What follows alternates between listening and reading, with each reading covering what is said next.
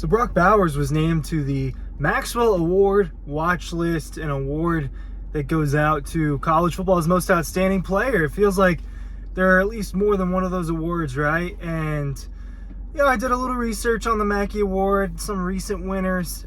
For Bowers, I think it's a tall task. He's on this list. There are 80 plus other players on this list. I think it's a tall task. I think it's like winning the Heisman. That's the simplest way to put it. When you're talking about college football's most outstanding player, whether Bowers ends up really being college football's most outstanding player or not, winning this award would be like winning the Heisman Trophy. Ryan Curley from Dawg Post here talking about Brock Bowers and just another award that he might win. Obviously, he's got a handful of those in his personal trophy case, and obviously Georgia has really racked up and added to the trophy case over the last couple of years. Brock Bowers has an opportunity to do something just absolutely unreal, and he's not the only player, but there's a few other players on the roster, and that is winning 3 national championships in a row, going back to back to back, right? In 2 years, Brock Bowers has been a part of Georgia. He has been a part of 1 losing game, and he has been a part of 2 national championships.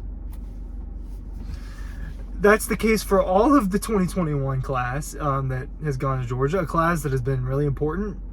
That includes players like Kamari Lassiter, a starter for this season, right? There's going to be a lot of starters from the 21 class. The linebacker duo, Poppins, Malamondon, those are just an example. And Bowers, to have a 2023 where he won either the Maxwell and or the Heisman Trophy, we're talking about a ridiculous season for Brock Bowers. We are talking about 1,500 plus yards, 20 plus total touchdowns, ish, right? I mean, that's what we're talking about if we're talking about a Heisman season from Brock Bowers, because all of the non-quarterbacks have had these ridiculous seasons. Who were the only 2 non-quarterbacks of the last 10 years? Devontae Smith and Derrick Henry. Both of their seasons were ridiculous. 20 plus touchdowns, over 2,000 scrimmage yards for Derrick Henry. I think 18-ish hundred receiving yards for Devontae Smith that year. Obviously, he only played 13 games out of 13. Now, Brock Bowers obviously played 15 last year. And I'm just not sure Georgia's offense is going to allow him to win these awards, although obviously it matters that he's on these watch lists. It shows you what people think about Bowers. Real quick, Dawg, I don't have it. Double Dogs are insider look with all of the pictures and stories, insider stories from last year, the 2022 national championship run for Georgia. The preview magazine is down below as well. Dog Instruction, the book from the last year, is down below. If you just look through our Shopify, right? If you're linking to that and you're clicking that link down below and you're kind of looking at the other options, we have plenty of other things, right? A couple of different autographed merchandise, right? So you're going to want to check all of that out with the links down below. So Brock Bowers has 13 carries in his first 2 years. In 2 seasons, Brock Bowers has 13 carries, right? 7-ish, 6.5-ish per season. He had 9 1 year and 4 in 2021, right? But 4 touchdowns out of those 13 carries and over 12 yards per carry on all that. If he's going to have a Heisman season, I'd have to think that he's going to be given the ball coming out of the backfield, coming on jet sweeps more often. You'd think that that would be something that's just a part of their offensive package that they use pretty frequently. Think about it like Deebo Samuel, a guy that went out of the backfield. Now, Brock Bowers is not the same type of athlete as Deebo Samuel, and he is not as agile and shifty. He has some of that to him, but nothing like Deebo Samuel. So I don't know if we'll ever see Bowers traditionally come out of the backfield that often. You'll see it a handful of times, and you're going to see that jet sweep, I would imagine, at some point. Took one of them to the house for 75 yards against Kent State, and he's a spectacular player.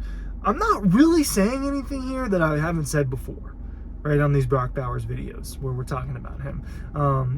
I end up saying a lot of the same stuff. It's true we got different viewers, though, so that ends up being okay.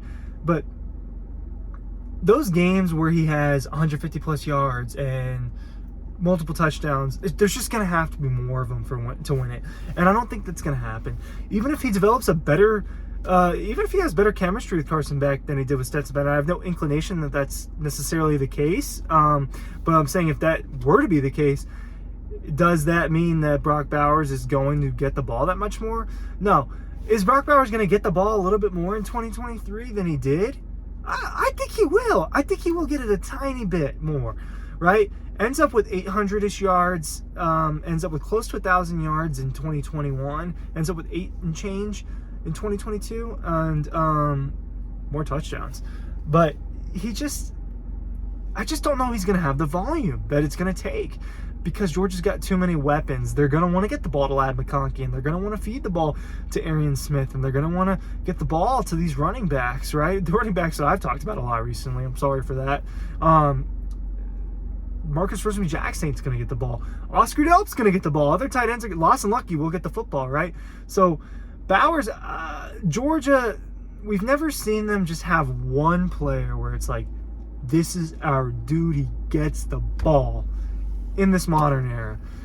Gurley was it to an extent, but he didn't even total half the carries that Georgia had in 2012. I looked at the numbers. So yeah, Todd Gurley was a big part of the offense, but he wasn't the only part of the offense. He was a much bigger part of the offense in 2013, and he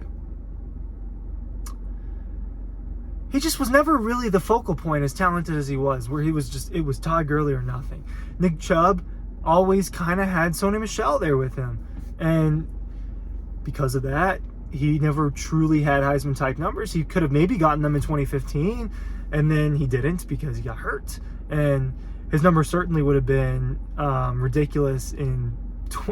He would have had Heisman. Nick Chubb, if you took the average from when Todd Gurley got hurt and Todd Gurley was suspended for, I believe, taking money for autographs, if you look at all those games and you kind of take away those first few games where freshman Nick Chubb was not a huge part of the action, he was on pace for like 2,000 yards and almost 20 touchdowns. So Nick Chubb was definitely capable of winning a Heisman. Todd Gurley would have been too if he got those carries. Bowers is the best offensive player Georgia's had since those guys. Plain and simple. And he's probably not going to get close to a Heisman Trophy. It's a quarterback-driven award. It's a volume-driven award. It's a stats-driven award. It's kind of a win-driven award, right? Lamar Jackson, not so much. Johnny Manziel, not so much, right? So there are your cases where that's just not the case. USC, Caleb Williams last year. Now last year was obviously a weird year. So for Bowers to do it, we're talking about, I think, 1,500 yards to the air, maybe 300 yards on the ground, and 25 total touchdowns for him to get to New York. I really think it's going to have to be something ridiculous like that. For him to just get to New York and be considered for the Heisman. Now, obviously, this was a Maxwell Trophy conversation, but it's the same thing. In the last 10 years, the Maxwell Trophy has been won by a Heisman winner, right? The last time it wasn't won by a Heisman Trophy winner was A.J. McCarron, and that's why I've kind of talked about this the same way, because for the last decade, they've been the same person. And so I've looked at them as the same award for the purpose of this video. Is Bowers going to do it? I'd have to guess no, but he is that. He's just as good as those players. He is a Heisman caliber player. Will he get the volume? Doubt it. Thanks for watching. Links are down below.